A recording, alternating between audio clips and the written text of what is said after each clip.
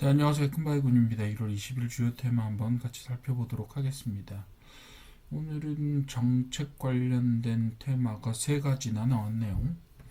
일단 원자력 발전 전략 설비 전선은, 그리고 지주사 같은 경우에도 지금 뭐 대통령이 뭐라고 한마디 했다라는 게 뭐 저기가 됐는데, 일단 이야기가 됐는데, 사실상 원자력 발전하고 지주사 금융주 같은 경우, 그리고 스테이블 코인 같은 경우도 지금 원화 스테이블 코인 법제화 관련해서 지금 임시국회 관련해서 이야기가 되고 있는데, 사실 이 세 가지 주제는요, 뭐 기본적으로 누가 이야기를 하지 않아도, 예, 뭐 지금 전체적인 테마상으로 돼가고 있는 이야기가 되는 거예요.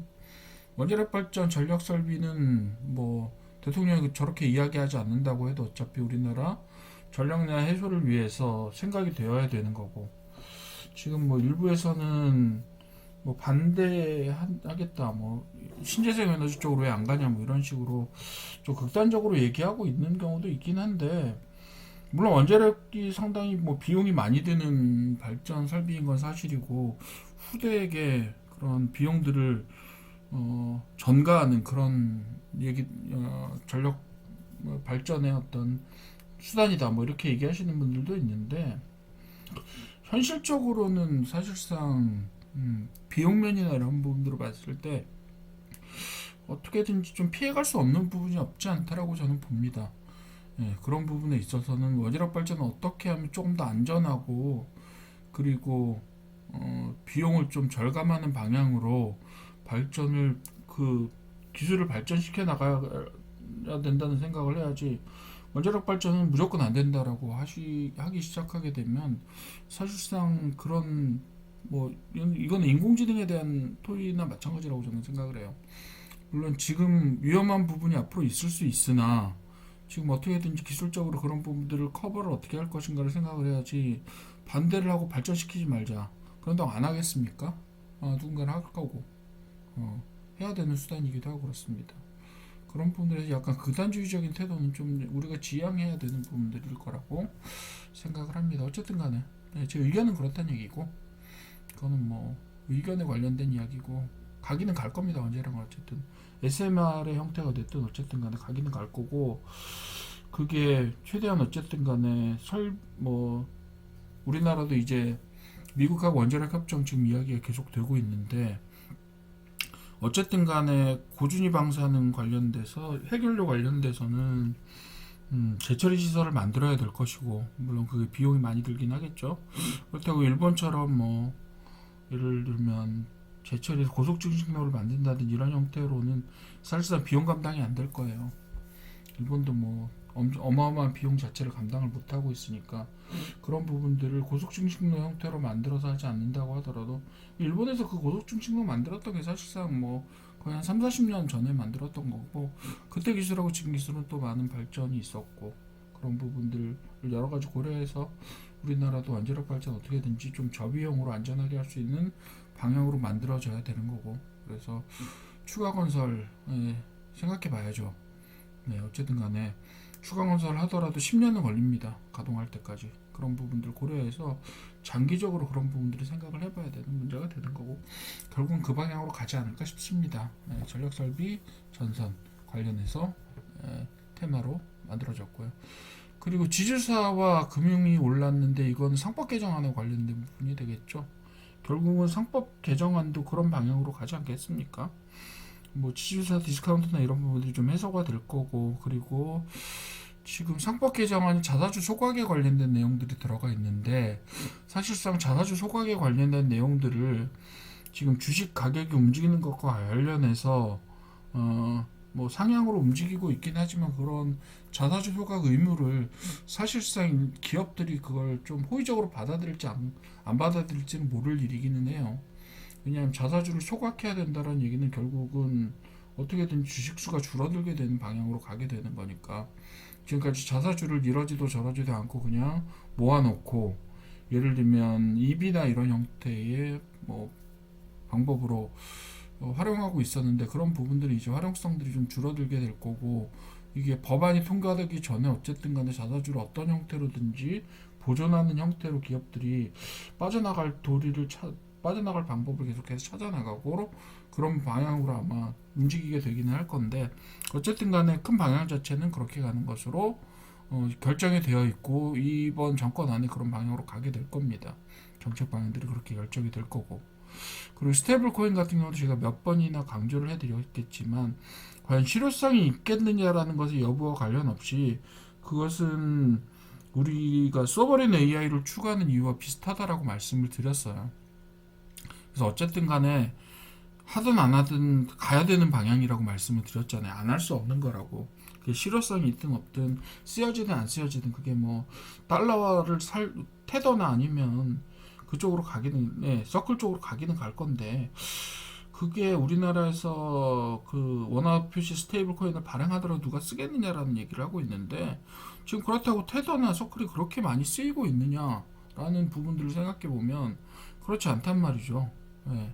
그리고 예를 들면 암호화폐 기준의 어떤 패깅을 했다라고 하는 암호화폐들이 그 스테이블 코인들이 나올 수가 있는데 그런 것들은 지금 뭐 예를 들면 최고가 대비로 거의 40% 가까이 빠졌는데 그렇게 되면 그런 것들은 스테이블하지 않다라는 이야기가 결국은 되는 거죠.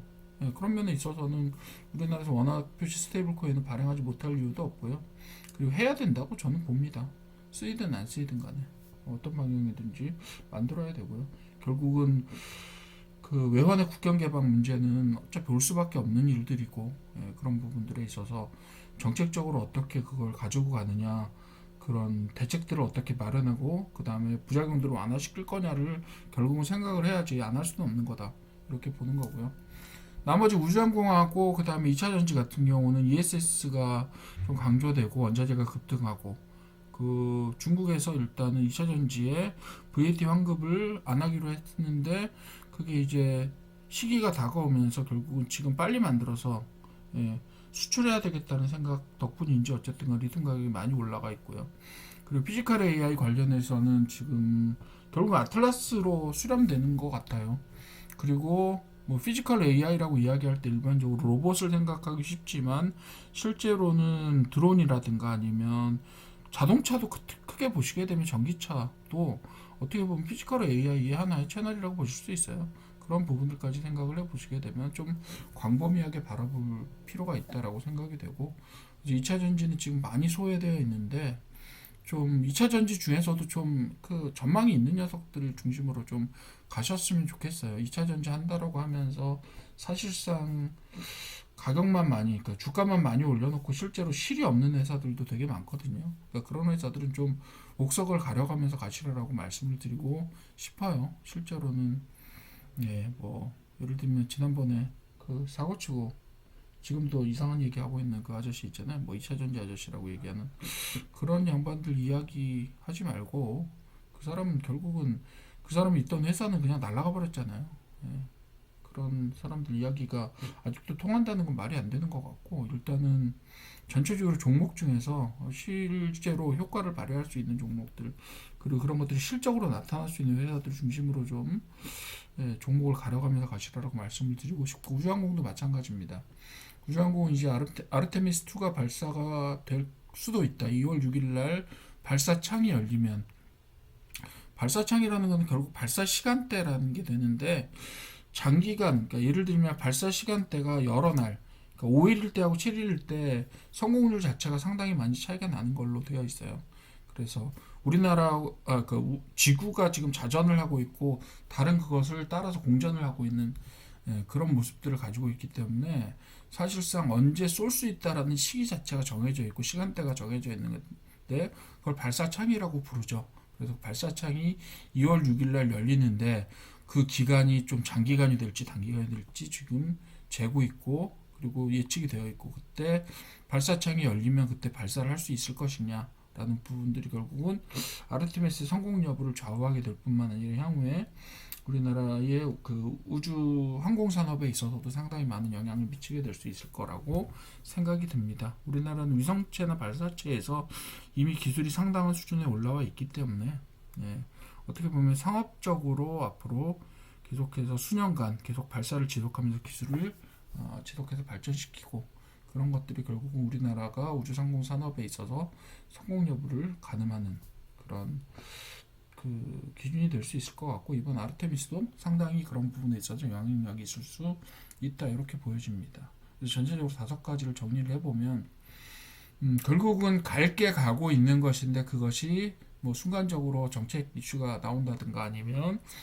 대통령의 뭐 정책 발언이라든가 이런 부분들로 인해서 조금 강조가 되고 있다 뿐이지, 어쨌든 지금 오늘 테마로 올라와 있던 부분들은 결국